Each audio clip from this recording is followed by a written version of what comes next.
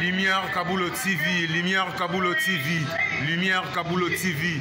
Réflexion avec R9, Fabrice R9, Fabrice. Mobali Madeo, Balingaka, moi c'est l'Olenga Ninyango, Nengosa Salanga Yeleki Makasi, Kaboulo TV, yo, Lumière Kaboulo, réflexion.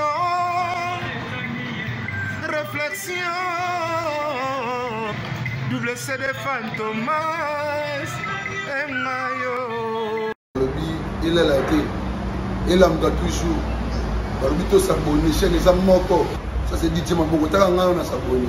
Bon, donc mon yango, YouTube to Zavana, Moko Gaga, réflexion, trop bandé là, réflexion, lumière Kamboul, Yangwana, Balai qui est ça la biso bien, tous en ciment pour. Et c'est la G. Bongo. Toujours. Bonjour. Bon après-midi.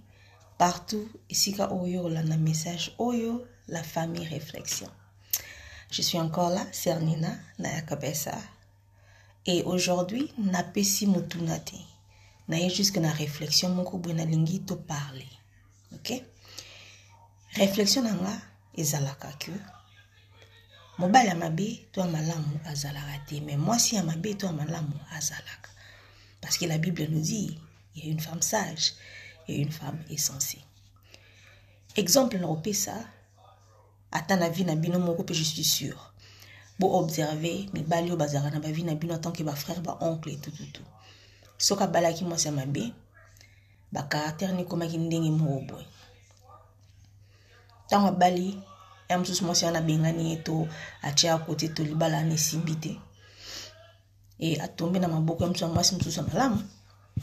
allez voir que le frère a changé. Alors comment par là je dis quoi? Biso basi. Nzamba sala biso avec une puissance qui change mokili. Raison pour laquelle ce hôtel n'a pas histoire.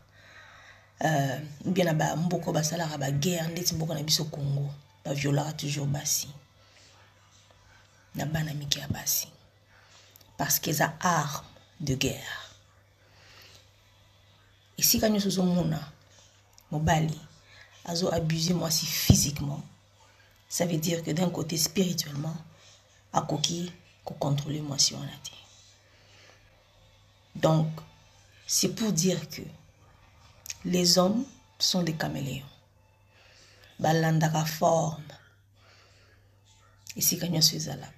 Si on moni bem zuba na kataba mabala na bango, ou mona qui a découché. Yazo kansa qui moi ça éviter. Quand il découche, même s'ils utilisent le condom ou pas, il rentre à la maison et il couche avec sa femme. Du coup, moi, ça commence à sentir que non, il y a la présence d'une autre personne. Si c'est gros, et ça parce que les hommes ne savent pas. Il y a une odeur, il y a un quelque chose. Et tu as la rabino quand tu sors avec deux femmes. Et ça tellement spirituel, et ça visible était bon parce que c'est Dieu qui a fait ça. Chaque femme a une signature. Et ta femme à la maison a oublié ba erobimili banda.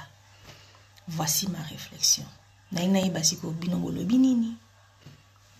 Merci.